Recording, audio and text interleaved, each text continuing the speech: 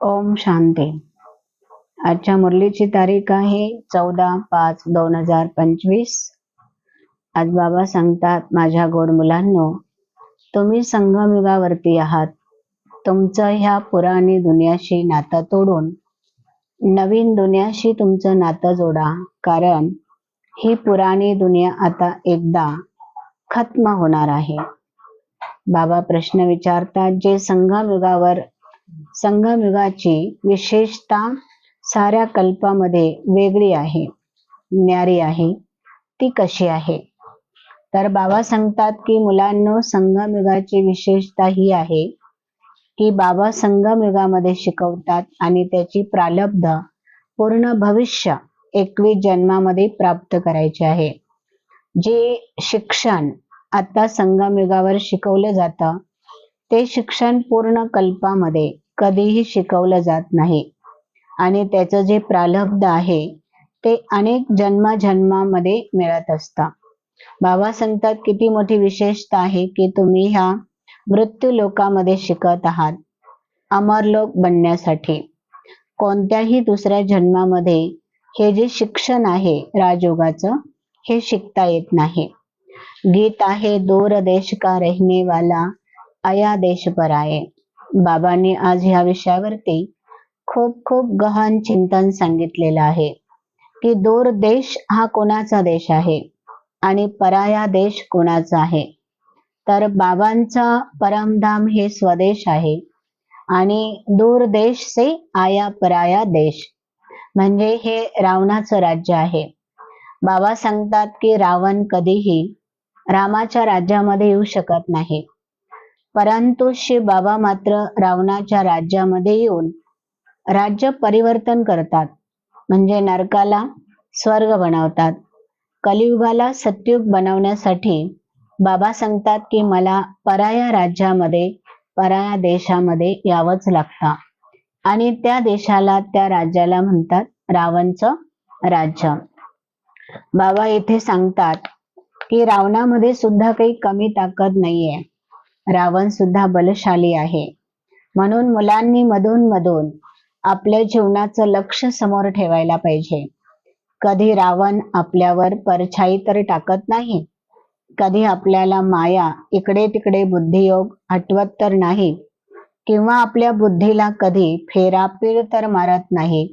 असं मधून बाबा सांगतात तुम्ही चेक करत राहा, स्वतःचा चार्ट ठेवा.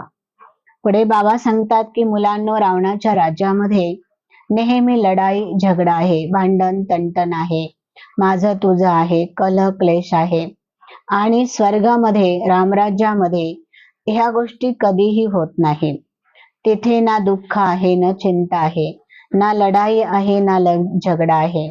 त्या ठिकाणी कोणतीही अप्राप्त वस्तूच नाहीये की ज्याच्यासाठी तुम्ही तिथे काही पुरुषार्थ करू शकाल. सर्व गोष्टी बाबा सांगतात तुमच्यासाठी संपन्न आहे, संपूर्ण आहे आणि भरपूर आहे. अशा भरपूर दुनियामध्ये जाण्यासाठी तुम्हाला आत्ता संगमयुगावरती जो बाबा राजयोग शिकवतात तो खूप ध्यान देऊन शिकायचा आहे. पुढे बाबा सांगतात की कोणत्याही प्रकारची झगमुई मध्ये आपला वेळ तुम्ही वाया घालू नका. माया कोणत्याही प्रकारचं तुमच्याकडनं उलट सुलट काम करेल असा तुम्ही मायाला कधीही चान्स देऊ नका, कारण तुम्ही त्या वेळामध्ये स्वतःवर ध्यान ठेवलं तर माया कधीही तुमच्यामध्ये प्रवेश करणार नाही. आणि बाबा सांगतात की संघदोष खूप खराब आहे. संघदोषापासून नेहमी स्वतःला वाचवा. देह अभिमानामध्ये कधीही येऊ नका. कुणाच्याही नावारूपामध्ये, प्रभावामध्ये कधीही फसू नका. बाबा पुढे सांगतात की मुलांनो, घराची आठवण येता तुम्हाला राजधानीची सुद्धा आठवण करायची आहे. घर परमधाम आहे आणि राजधानी सत्युग आहे. बाबा म्हणतात की तुम्ही तुमच्या घरी डायरी ठेवा, ज्ञानाचं चिंतन करा आणि लिहा. दिवसभरामध्ये डायरीमध्ये हे पण लिहा की मी दिवसभरातले आज ट्रॅफिक कंट्रोल किती केले, दिवसभरामध्ये मी 5 स्वरूपाचा अभ्यास किती केला, दिवसभरामध्ये मी प्रत्येक कर्मामध्ये बाबांची आठवण किती केली.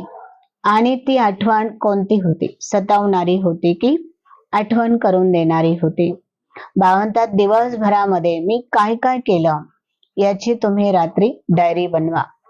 पुढे बाबा सांगतात की आता तुम्हाला नम्रता रूपी कवचद्वारा व्यर्थ रावणाला जाळून टाकण्यासाठी तुम्ही खरे खरे स्नेही बना. जसं बाबा सांगतात की जर पवित्रताचा कवच धारण केला तर कोणतीही रावणाची परछाया तुमच्यावर पडणार नाही.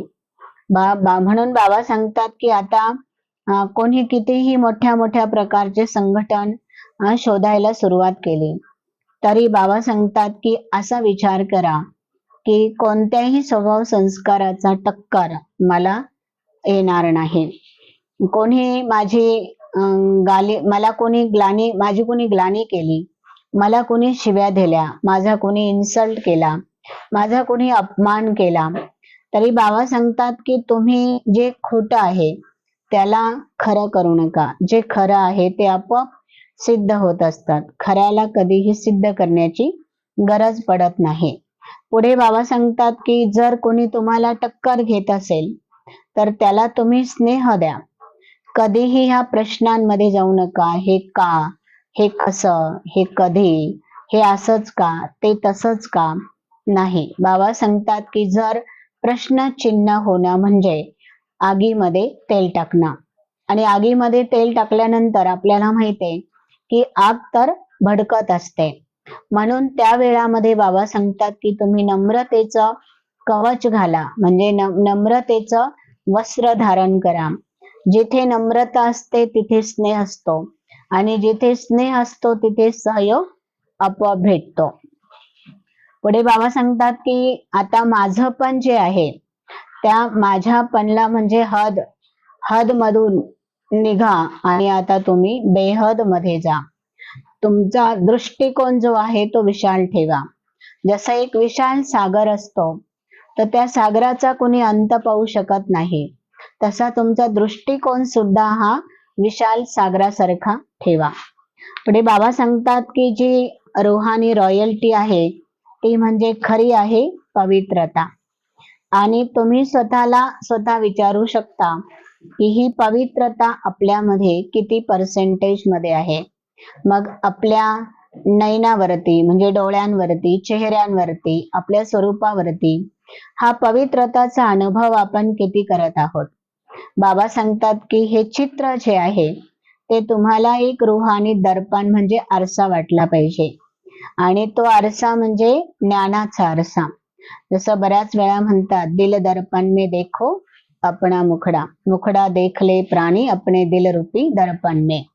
म्हणजे जर तुमच्या बुद्धीमध्ये ज्ञान असेल तर तुमच्या जीवनाचा आरसा हा क्लिअर राहील, आणि त्याच्यामध्ये हे निश्चित कळेल किती पाप आहे, किती पुण्य आहे.